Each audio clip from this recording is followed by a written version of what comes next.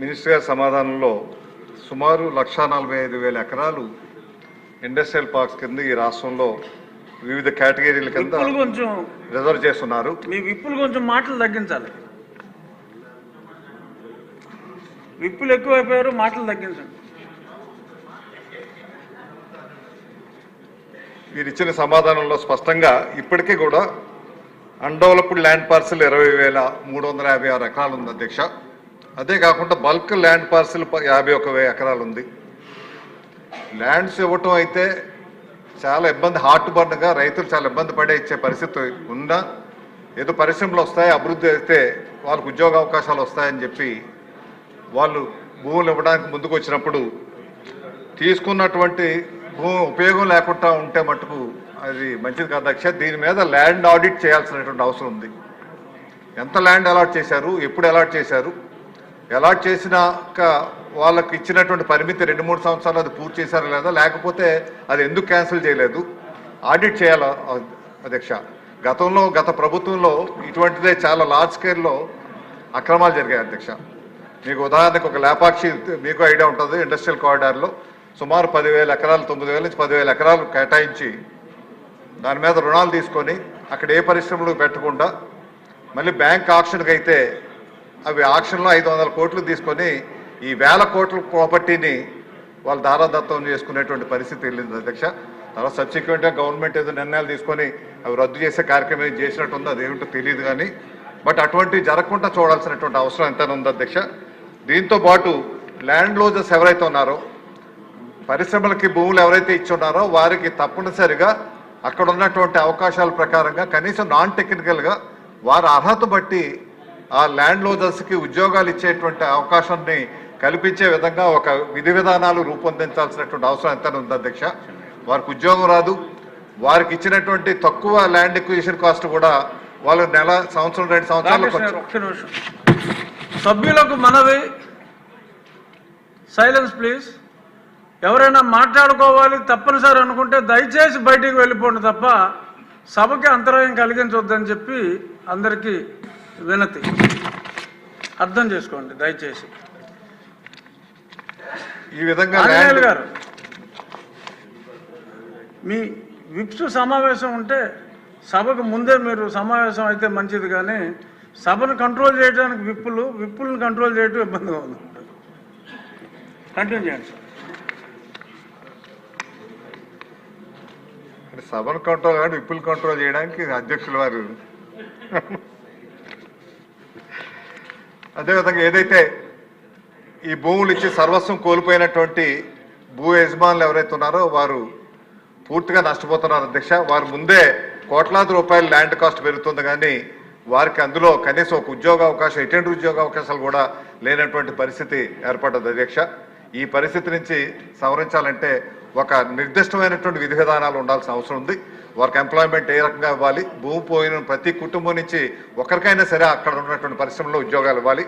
ఇప్పుడు పరిశ్రమలు పెట్టేవారు ఏం చేస్తారంటే స్థానికులకు ఇవ్వకుండా ఆఖరికి అటెండరు, స్వేపరు, చిన్నవి కూడా ఎక్కడో దూర ప్రాంతాల నుంచి తీసుకొని వచ్చి వారికి ఇస్తూ ఉంటే వీరికి చాలా కడుపు మంటగా ఉండే పరిస్థితి వస్తుంది. కాబట్టి దానికి సంబంధించి విధి విధానాలు కూడా ఉండాలి. ఇండస్ట్రియల్ పాలసీతో పాటు అవి కూడా ఉండాల్సినటువంటి అవసరం ఉంది అధ్యక్ష.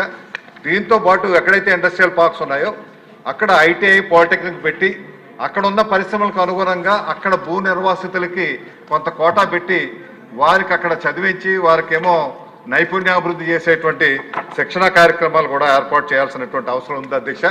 మనకు స్టీల్ ప్లాంట్ మీకు తెలుసు, ఎప్పుడో 60s, 70sలో వచ్చినటువంటి స్టీల్ ప్లాంట్కి 25,000 ఎకరాలు కేవలం 2,000 రూపాయలతో ఇచ్చినటువంటి రైతులు ఇప్పటికీ ఆ కుటుంబాల నుంచి ఆర్ కార్డు ఇచ్చారు, కానీ ఇప్పటికీ ఉద్యోగాలు లేనటువంటి పరిస్థితి ఉంది. కాబట్టి అటువంటి ఒక నిర్ణయం తీసుకోవాల్సినటువంటి అవసరం ఉంది. మాకైతే అనకాపల్లి జిల్లాలో అచ్యుతాపురం SEZలో చాలా పెద్ద SEZ అధ్యక్ష, సుమారు 12-13 ఎకరాలు ఉంటాయి మా విజయ్ కుమార్ గారి నియోజకవర్గంలో. కానీ అక్కడ కూడా భూ నిర్వాసితులకి ఉద్యోగ అవకాశాలు లేనటువంటి పరిస్థితులు ఉన్నాయి అధ్యక్ష. కొత్తగా వచ్చేటువంటి నక్కపల్లిలో కానీ అందువల్ల వాళ్ళకి ఎంప్లాయ్మెంట్ జనరేషను, వారి స్కిల్ ఇంప్రూవ్మెంటు ప్రత్యేకమైనటువంటి శ్రద్ధ తీసుకొని గవర్నమెంట్ ప్రోగ్రామ్స్ ఎట్టాగా ఉన్నాయి, ఈ ప్రోగ్రామ్స్ వారికి ప్రత్యేకంగా వారికి రిజర్వేషన్ ఇచ్చి వారికి చేయాల్సినటువంటి అవసరం ఎంతైనా ఉందనేసి కోరుకుంటూ, మన ఇండస్ట్రియల్ పాలసీలో మనకి నెల్లూరులో ఎట్టాగైతే ఇండస్ట్రియల్ క్లస్టర్ చెన్నైకి దగ్గరగా ఉంటుందని పెట్టాము. శ్రీ సిటీ చాలా వెల్మింగ్ రెస్పాన్స్ వచ్చి చాలా సక్సెస్ఫుల్గా నడుస్తున్నటువంటి పరిశ్రమ అధ్యక్ష. అదేవిధంగా మీకు అనంతపూర్లో కూడా కారిడార్, డిఫెన్స్ కారిడార్ అని, ఎలక్ట్రానిక్ కారిడార్ అని, డ్రోన్ కారిడార్ అని వివిధ రకాలుగా అభివృద్ధి చేయాలని ఎట్లా అనుకుంటున్నారు. అదేవిధంగా శ్రీకాకుళం మీకు భువనేశ్వర్ దగ్గరగా ఉంది కాబట్టి శ్రీకాకుళంలో కూడా అటువంటి మంచి ఇండస్ట్రియల్ కారిడార్ ఏర్పాటు చేసేటువంటి అవకాశం ఉంది అధ్యక్ష. అటువంటి కార్యక్రమాలు కూడా చేయాల్సిందిగా కోరుతూ, మరొకటి ముఖ్యంగా మనకి అనకాపల్లి నియోజకవర్గంలో, అనకాపల్లి జిల్లాలో కోడూరులో కానీ ఒకటి రాజుపాలెం ఇండస్ట్రియల్ పార్క్స్ ఉన్న అధ్యక్ష. వాస్తవానికి అయితే మంత్రి గారు చెప్పింది 59 ఎకరాలున్నారు కోడూరు, కానీ వాస్తవానికి అక్కడ 400 ఎకరాలు ఉంది అధ్యక్ష. ఇంకా ఉపయోగించుకుంటా ఎక్వైర్ చేసి ఉన్నది. అదేవిధంగా రాజుపాలెం, వల్లూరు దగ్గర కూడా సుమారు 300-400 ఎకరాలు ఉంటుంది అధ్యక్ష. అవి లాజిస్టిక్ పార్క్ చేయాలనేసి గవర్నమెంట్ ఆఫ్ ఇండియాకి కూడా ప్రతిపాదనలు పంపించడం జరిగింది. వాటికి కావాల్సినటువంటి అప్రోచ్ రోడ్స్ కూడా ఉండాల్సినటువంటి అవసరం ఉంది. కాబట్టి అవన్నీ ఆ ఇన్ఫ్రాస్ట్రక్చర్ కూడా తయారు చేసి అవి త్వరితగతిన ఉపయోగంలోకి వచ్చే విధంగా ఏవైతే బేరన్ ల్యాండ్స్ ఏవైతే ఎక్విజిషన్ చేసుకొని ఖాళీగా ఉండిపోయినటువంటి స్థలాలు ఏవైతే ఉన్నాయో 20,000 ఎకరాలు, 51,000 ఎకరాలు, సుమారు 70,000 ఎకరాలు ఉంది. కాబట్టి వీటిని ఏ రకంగా అభివృద్ధి చేస్తారు, అక్కడ భూ నిర్వాసితులకి ఏ రకంగా ఉద్యోగ అవకాశాలు కల్పిస్తారు, తప్పనిసరిగా కొంత కేటాయించి వారికి ఉద్యోగ అవకాశాలు కల్పించే విధంగా ఉండేటువంటి ఇండస్ట్రియల్ పాలసీ తప్పనిసరిగా ఉండాల్సిన అవసరం ఉంది. మన ఇండస్ట్రియల్ పాలసీ కూడా ఇంప్లిమెంట్ చేయాల్సిందిగా మీ ద్వారా మంత్రివర్యులు కోరుకుంటున్నాను అధ్యక్ష. మంత్రి గారు ఒక్క నిమిషం, ఇది నోట్ చేసుకుంటే ఇంకొక సప్లిమెంటరీ ఉంది, ఒకేసారి మీరు సమాధానం ఇస్తే బెటర్గా ఉంటుంది. ప్రశాంతి రెడ్డి గారు. అధ్యక్ష, ఆంధ్రప్రదేశ్ పారిశ్రామిక అభివృద్ధి కోసం ఉమ్మడి ఆంధ్రప్రదేశ్ నేటి వరకు అన్ని రకాల ఇండస్ట్రీస్ రావడానికి, ఉపాధి అవకాశాలు పెద్ద ఎత్తున రావడానికి ముఖ్యమంత్రి నారా చంద్రబాబు నాయుడు గారు చేసిన కృషి ఎవరు మర్చిపోలేరు అధ్యక్ష. విభజిత ఆంధ్రప్రదేశ్లో శ్రీ సిటీ, విశాఖపట్నంలో వచ్చిన పరిశ్రమలు, కియా, గమేష మరియు రాజధాని అమరావతి లాంటి పారిశ్రామిక ప్రగతి సాధించడం కోసం మీరు చేసిన శ్రమ నేటికి తరతరాల ఆదర్శం అధ్యక్ష. నేడు ఇండస్ట్రియల్ శాఖ మంత్రిగా దేశ విదేశాల నుండి పరిశ్రమలు తీసుకొచ్చి ఉపాధి అవకాశాలు పెంచడం కోసం లోకేష్ గారు చేస్తున్న కృషి ధన్యవాదాలు తెలుపుతున్న అధ్యక్ష. పారిశ్రామికంగా ఎదుగుతున్న ఆంధ్రప్రదేశ్లో కోవూరు నియోజకవర్గంలో పరిధిలో పరిశ్రమల స్థాపన కోసం అనేక అవకాశాలు ఉన్న విషయం మీ దృష్టికి తేవాలి అనుకుంటున్నాను అధ్యక్ష. యువత భవిష్యత్తు బాగుండాలి, ఉపాధి అవకాశాలు కోసం ఇఫ్కో నిర్మాణం కోసం రైతులు నుంచి మనం సుమారు 2,776 ఎకరాల భూమి ఇఫ్కో కర్మాగారం కోసం ఇచ్చున్నారు అధ్యక్ష. రైతులు ఇఫ్కో కర్మాగారం రాకపోవడం వలన అదే భూమి ఇఫ్కో కిసాన్ సెజ్గా మార్చడం జరిగింది అధ్యక్ష. అందులో వ్యవసాయ ఆధారిత కంపెనీల నిర్మాణం కోసం భూములు కేటాయించే అవకాశాలు ఉన్నప్పటికీ ఇప్పటికీ కేవలం గమేష, కోకోకోలా లాంటి 2 కంపెనీలు మాత్రమే వచ్చున్నాయి అధ్యక్ష. అదేవిధంగా అధ్యక్ష, కృష్ణపట్నం పోర్ట్ మరియు నేషనల్ హైవేకి దగ్గరగా కోవూరు నియోజకవర్గ పరిధిలో ఉన్న షుగర్ ఫ్యాక్టరీ భూములు కూడా ఇప్పటి వరకు నిరుపయోగంగా ఉన్నాయి అధ్యక్ష. ఆల్రెడీ ఇది ముఖ్యమంత్రి గారి దృష్టికి, ఇండస్ట్రీస్ మినిస్టర్ గారి దృష్టికి కూడా తీసుకురావడం జరిగింది అధ్యక్ష. ఆ షుగర్ ఫ్యాక్టరీ ఇప్పటికి 13 సంవత్సరాల నుంచి క్లోజ్ అయిపోయింది అధ్యక్ష. అదేవిధంగా అక్కడ పనిచేసిన ఎంప్లాయీస్ ఎంతోమంది చనిపోతున్నారు అధ్యక్ష. వాళ్ళకి మనం ఇవ్వాల్సిన బకాయిలు ఇచ్చి ఆ 126 ఎకరాలని కూడా మనం రాబోయే రోజుల్లో ఎంఎస్ఎంఈ పార్కులకు కానీ ఏపీఐసి వాళ్ళతో కానీ మాట్లాడి ఉపయోగించుకోవాలని చెప్పి కూడా నేను కోరుకుంటున్నాను అధ్యక్ష. అదేవిధంగా కొడవలూరు మండలంలో ఉన్న రాచర్లపాడు, బొడ్డువారిపాలెంలో ఉన్న ఏపీఐఐసి పార్కులో పరిశ్రమల కోసం ఇప్పటికే కేటాయించిన స్థలాల్లో ఇంకా నిర్మాణం ప్రారంభించని కంపెనీలు చాలా ఉన్నాయి అధ్యక్ష.